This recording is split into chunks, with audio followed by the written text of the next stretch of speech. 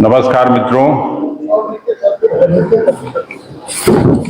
1 तारीख को चुनाव का 7वां चरण समाप्त हो गया। बिहार के मतदाता मालिकों को मैं हृदय से धन्यवाद देता हूं कि उन्होंने शांतिपूर्वक चुनाव संपन्न कराने का काम किया। कांग्रेस के सभी बड़े लीडर्स से लेके विलेज लेवल वर्कर्स तक को भी मैं हृदय से बधाई और धन्यवाद देता हूं, जिन्होंने बड़ी कड़ी मेहनत की इस चुनाव में। और निश्चित रूप से परिणाम भी हम लोगों के पक्ष में मिलेगा। 1 तारीख की शाम को जो एग्जिट पोल आया वो बिल्कुल फॉल्स एंड फैब्रिकेटेड है। हम लोगों को जो नीचे से ग्राउंड रिपोर्ट है उसके आधार पर मैं आप सब मित्रों को इतना कहना चाहता हूं कि हम लोग अधिकांश सीटों पर महागठबंधन के उम्मीदवार जीतेंगे।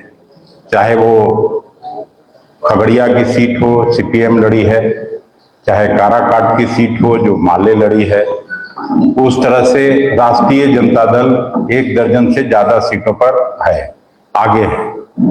6 से 7 सीट निश्चित रूप से कांग्रेस पार्टी जीत रही है, ये मैं कह सकता हूं। इसलिए एग्जिट पोल का जो भ्रम फैलाया जा रहा है, रियल एग्जिट इस सरकार का होने जा रहा है। कल शाम तक आपको पता चलेगा कि गृह मंत्री जी का एग्जिट है, प्रधानमंत्री जी का एग्जिट है और उनके मंत्रिमंडल का एग्जिट होने जा रहा है।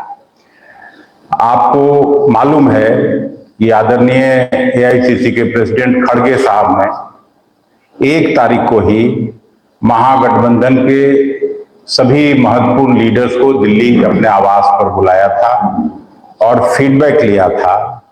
और जो फीडबैक है उसमें 295 सीट महागठबंधन पूरे देश में जीतने जा रही है, ये खबर भी आई है।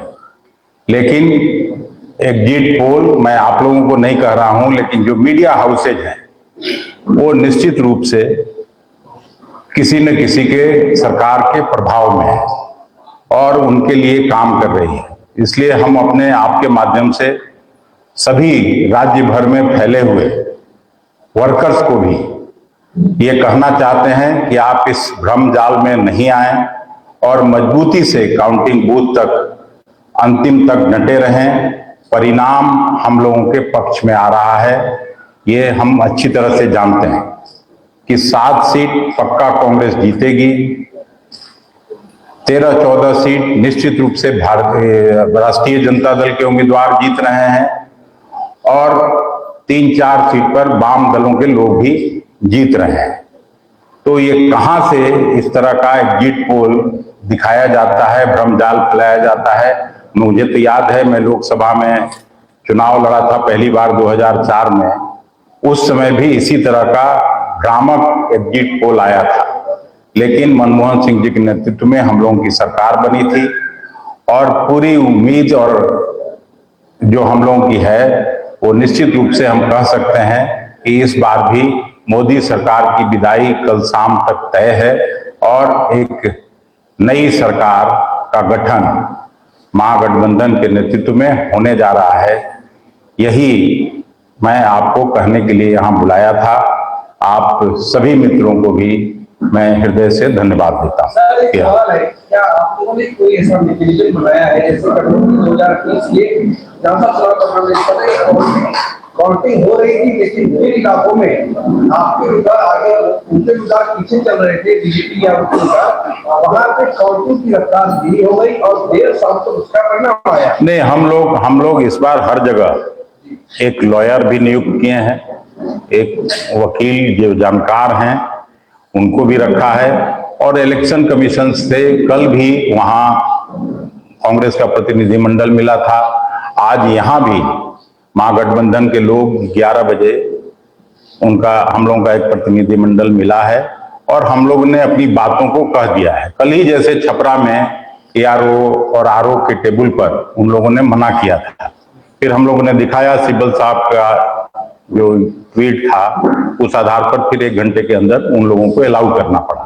तो इसलिए किसी भी तरह का ये नहीं हो सकता है। हम लोग भी प्रशासन के लोगों को साफ तौर पर कहना चाहते हैं कि एग्जिट पोल जो आया है उसके भ्रमजाल में नहीं पड़े। ये सरकार निश्चित रूप से जा रही है, 2-4 घंटे होते होते कल 10-11 बजे तक सब कुछ क्लियर हो जाएगा। ये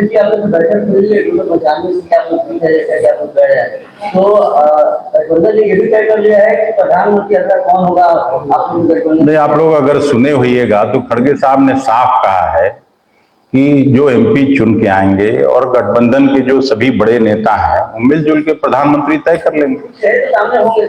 तो कुछ चेहरे होंगे तो निश्चित समय पे ही निश्चित बात की जाती है, कल हो जाने दीजिए, फिर उसके बाद उस सवाल का उत्तर आपको मिल जाएगा। क्या ईवीएम पर भी सवाल खड़े होंगे? क्या कई बार ऐसा हो बीजेपी नजर आई ईवीएम को लेकर सवाल खड़ा हुआ है, क्या जीत बाद में ईवीएम का नाम सामने आएगा? कई बार सवाल खड़ा नहीं, ये भी समय के पहले का सवाल, जिसका निश्चित उत्तर निश्चित समय पर दिया जाएगा। आपका कांग्रेस 10 साल जीत रही है, तो 2 सीट कौन रहा? आपका 10 साल हम हार रहे हैं सो नहीं कह सकते हैं। क्लियर कट जो फीडबैक है, अभी जैसे पटना के बारे में लोग ले रहे हैं, राय ले रहे हैं अभी तक, क्योंकि चुनाव तुरंत हुआ है, सभी बूथ का नहीं आया है, लेकिन पटना में कड़ी कांटे की टक्कर है, तो और मुजफ्फरपुर में कांटे की टक्कर है। तो वो इधर उधर हो सकता है 10-20 हजार से, फिर मैं ये नहीं कह रहा हूं, लेकिन बाकी 7 सीटों का साफ अंतर दिख रहा है, उस आधार पर मैं कह रहा हूं। तो महाराजगंज तो 7 सीट में है ही, और महाराजगंज तो 2 सीट में भी है। गलतफहमी में नहीं रहा जाए, कल रिजल्ट आ जाएगा। आपको कह रहे हैं रिजल्ट मिलता होगा, लेकिन प्रधानमंत्री ने तो कल 125 दिन का एजेंडा क्या होगा उसको लेकर मीटिंग नहीं की। हाँ, उसके बाद बीजेपी का एजेंडा तय करेंगे 125 दिन का। उनको फुर्सत से सरकार का एजेंडा तय करने में अब उनको उस भार से मुक्त कर देगी जनता। अच्छा, ये दिल्ली इलेक्शन कमीशन की प्रेस कॉन्फ्रेंस हुई है, उसमें सवाल पूछा गया उनसे कि विपक्षी पार्टियां आपकी क्या लगा रही है कि आपने विपक्ष के लोगों के पैसे पकड़े, गाड़ियां पकड़ी, इसको लेकर उन्होंने कहा है कि विपक्ष का एक फॉर्मेट हो गया, पैटर्न हो गया है आरोप लगाने का। इलेक्शन कमीशन पारदर्शी है और काउंटिंग में भी उनके एजेंट मौजूद है, उनको देखिए कैसे। तो जब तक कोई सवाल नहीं हो तो मैं भी इलेक्शन कमीशन पर कोई सवाल नहीं खड़ा कर रहा हूं। यहाँ मैं तो अपने वर्कर्स को ये जो फॉल्स और फैब्रिकेटेड एग्जिट पोल आया है, मैं उस पर आपको बात करने के लिए बुलाया था, और अपने वर्कर्स को ताकि साइकोलॉजिकल एक ये क्रिएट किया जाए, उसमें नहीं आने के लिए मैं आपसे आग्रह कर रहा हूं कि सबको मैसेज जाए। वोटिंग परसेंटेज कुछ जगहों पे बहुत कम हुआ है बिहार में, कुछ सीटों पे बहुत वोटिंग परसेंटेज डाउन रहा है, क्योंकि महंगाई और बेरोजगारी इतनी ज्यादा हो गई पिछले 10 साल में कि लोग निराश हैं सरकार से, इसलिए नहीं निकल रहे हैं लोग घर से। मैं हम लोग के पक्ष में, जो निकले हैं वो सरकार के खिलाफ वोट देने निकले हैं। जयराम रमेश ने आरोप लगाया है कि 150 डीएम्स को इन्फ्लुएंस किया जा रहा है होम मिनिस्ट्री की तरफ। तो सरकार सब कुछ करती ही है। जब चीफ मिनिस्टर को जेल में बंद कर दिया जाता हो तो ये सब तो छोटी बातें हैं। ये लोग सारे तिकड़म करने के बाद भी इनका एग्जिट हो रहा है। Thank you.